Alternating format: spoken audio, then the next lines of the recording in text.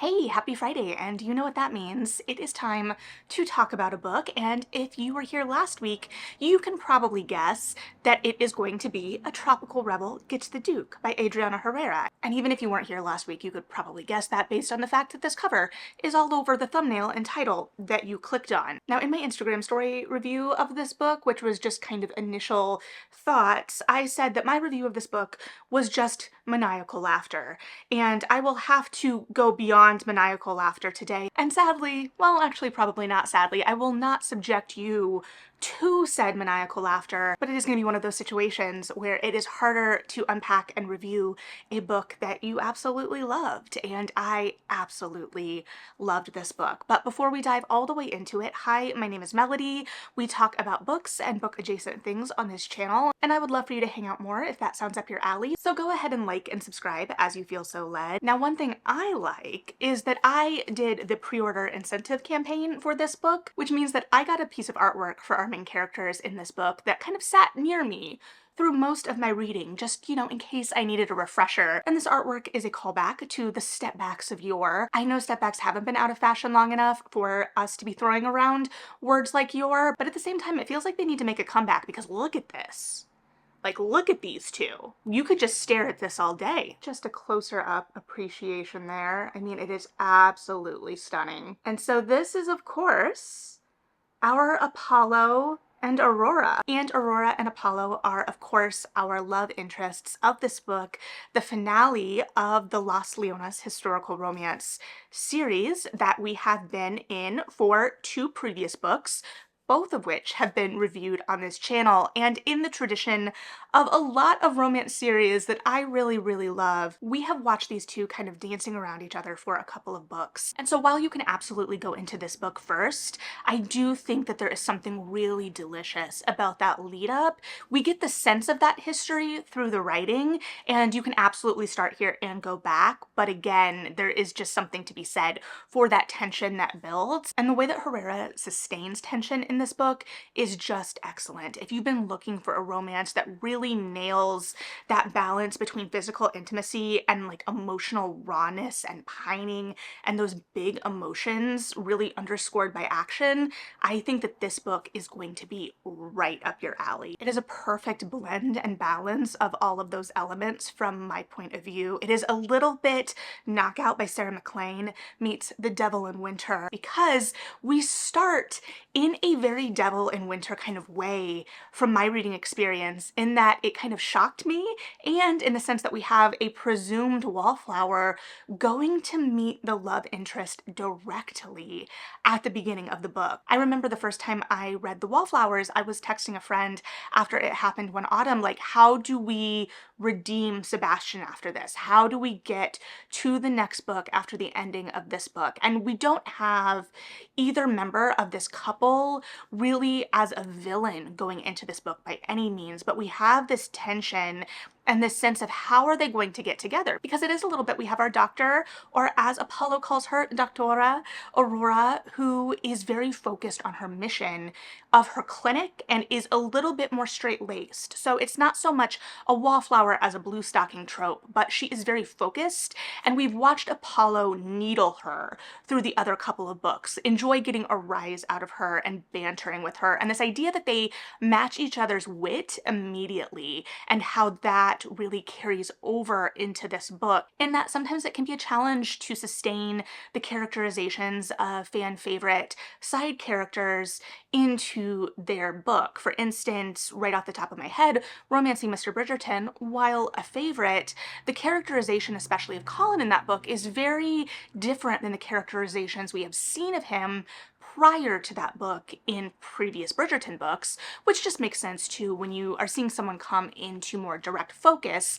And to be fair, Apollo had a very central role to play in the first book, and getting to see his relationship develop with Evan over the course of this book, or peeks into how that relationship has developed, as well as his relationship with Cora, spoiler alert, was one of my favorite kind of little surprises of the book outside of the central romance. But the central romance is just so excellent. So we start with this very propulsive start, and I was a little nervous at first because it was starting very intimacy focused, and part of what I loved about about this relationship going into it was that kind of matching of the wits. And I think that part of the reason that that intimacy sustains and works so well is, one, we have a very clear kind of emotional landscape for these two characters and the boundaries and kind of obstacles that are set out for these two characters. It is different toward the middle and end of the book than we perceive going into the book, but they are still there, and all of that history of the last two books is coming in to that prologue with us. Additionally, I love the quotes we start the book with. One from an Evan Sinclair himself: "One day a woman is going to blow your life to smithereens, and I will be there to laugh in your face." And what do you know? It will shock no one to know that Evan really delivers on his promises. But additionally, this quote from Macbeth: "Let grief convert to anger, blunt not the heart, enrage it." And we really are at the heart of this, exploring this idea of the matters of the heart.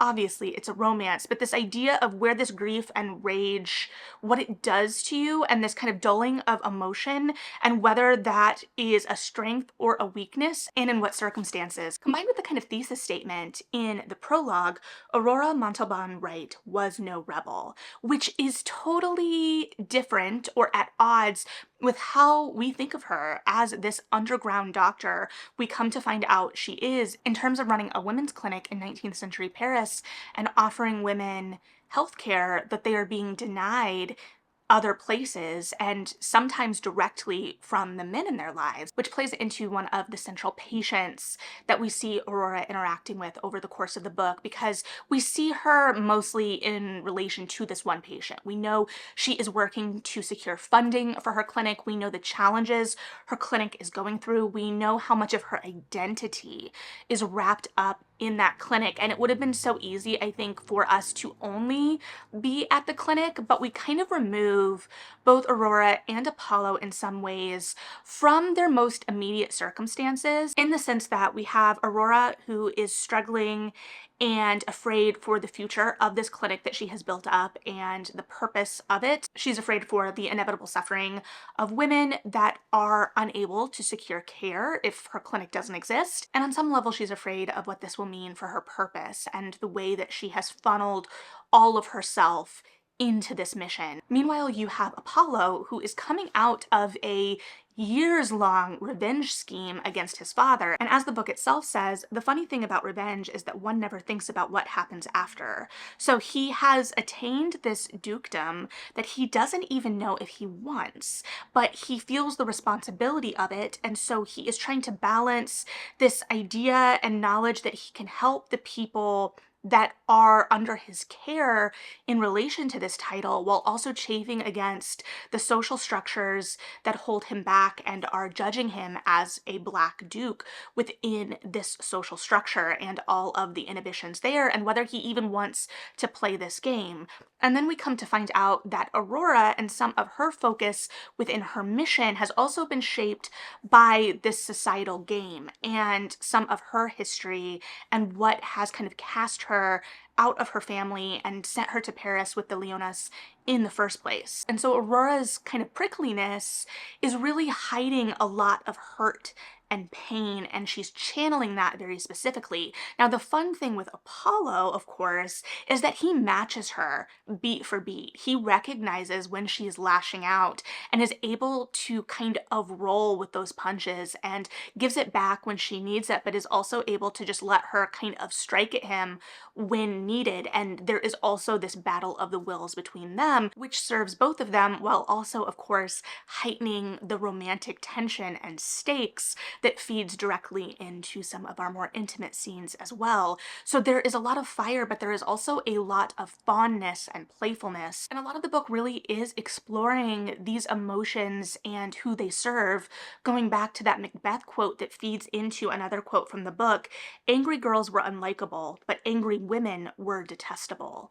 This idea of what is attractive and what serves you within society, and how women mold themselves to serve themselves within society, and how Aurora is pushing back against that, but in some aspects she has accepted a fate that was laid out for her when she was a teenager, and due to betrayals for people who should have been caring for her or said they were caring for her. And so it allows us to fully explore the hypocrisies of this system from this very personal and emotional standpoint, while also exploring the way these systems kind of force us to harden ourselves and challenging the idea of what we have to be, how we have to be perceived as, and kind of working within the same systems that harm us, or forcing us to conform in whatever way to the rules of the systems that have harmed us, and how we can rebel against those systems in some avenues while still holding back and falling into those power structures in others. And Aurora does hold herself back, and there is this sense of things being held back over the course of the book. However, it makes sense why Aurora doesn't fully trust Apollo, and it has no relation to the strength of their relationship or their attraction or compatibility, but just what she has been through and her inability to trust, and how over the course of the book she is able to trust more and to accept love. And so we have this setting that is kind of removed from all of the immediacy of what their emotional baggage is, even though Aurora has the very clear and high stakes mission of securing funding for her clinic, continuing her clinic as it is being kind of hunted for by the law in the city. But she is removed from her family, more specifically, and a lot of that emotional backstory and the way that that comes into the future. And it does come into play, obviously, because she has to face her past to choose her future, and because it's a great outside antagonist for Apollo and Aurora to kind of face off against together. But Apollo is also kind of removed from society, and while he still has his place in society and his title in Paris, it is not the center of his title, but at the same time he is still feeling the pressure of that as his aunt is kind of trying to force him to select a bride. And a lot of this comes into play even when Apollo clearly isn't that concerned with it or trying too hard, but Aurora sees it as what he should be doing, and that that is his way to help his tenants and the people that rely on him, which is his clear mission, and that she would hold him back in that. And so accepting the joy in the fleeting moment where she can have it, but resigning herself to sacrificing that joy in the long term for the greater good. And so there is that tension throughout the book between that personal joy and the greater good, but because we are kind of removed from that setting and the immediacy there, we are in this other location that allows us to really center the emotional bits of it and their relationship at the heart, which is furthered even through the setting of this apartment that Apollo has in the city that Aurora first goes to him at because he has given her a key, and they continue to utilize this apartment over the course of the book. And so it's a place for them to escape the eyes of the wider world and for the relationship to develop independent and outside of the eyes of the wider world. Though it is always a delight to see where their relationship has furthered, and then to see the outside world kind of peeking in as they go back out into society, particularly in relation to Aurora's friends, kind of noticing that something is going on with her. And of course, Evan and Cora kind of have Apollo clocked from the moment he goes rushing back to Paris when he hears what Aurora is up to. And that act in and of itself is an excellent indicator of just how gone Apollo is for Aurora, and it is such a delight to read throughout the book, where it moves from this kind of he's just fascinated by her and wants to be around her, is clearly physically attracted to her as well, and how it moves gradually into him accepting that there is no one else for him and just making her see that and accept that as well. And luckily this is third person dual point of view, so we are able to get into the emotional interiors of both of these characters, and I am so grateful for that because it really balances this wonderful humor and tension and sexiness with this kind of emotional reality as well. This book managed to put me through the full gamut of emotions, whether it be maniacal laughter, giggling, kicking my feet, the steamier bits, which were not nice, and in the emotional whiplash coming out of that, it also managed much to make me cry at points, because it really was exploring something very important in relation to Aurora's work, while also keeping the emotional stakes as high as the world stakes. And the book was conceived of in a very different world than the reality we are currently sitting in the sense that a lot of the rights and protections that were enshrined at the initial conception of Aurora's work are not as protected or enshrined at all, if at all, anymore. And so it changes from a retrospective and a celebration of how far we've come and the resiliency of how far we've come to a reminder that we can find that resiliency again, while also mourning that that is necessary. And it's one of the joys and the things I find really important about historical fiction is watching people find joy and navigate with guaranteed happily ever afters, really suffocating societal structures and systems. It's also the second historical romance I've read in as many years that makes reference to the Comstock laws. And I think it would be easy to say within the structure that we should have focused more on that, because we really did focus mostly on one specific patient and her issues, as well as a scenario within Apollo's larger household that comes into play toward the end of the book. However, I think giving one very specific personified illustration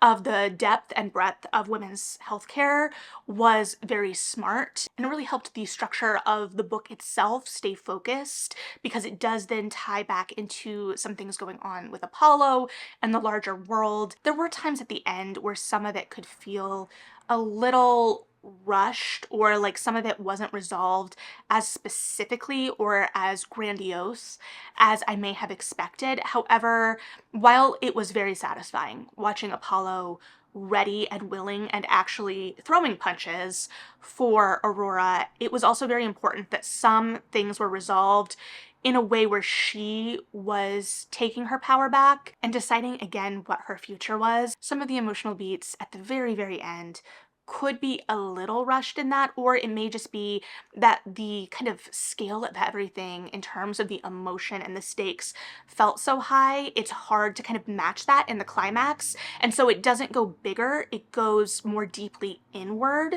And I think that there is a lot of strength in that and a lot to be said for that.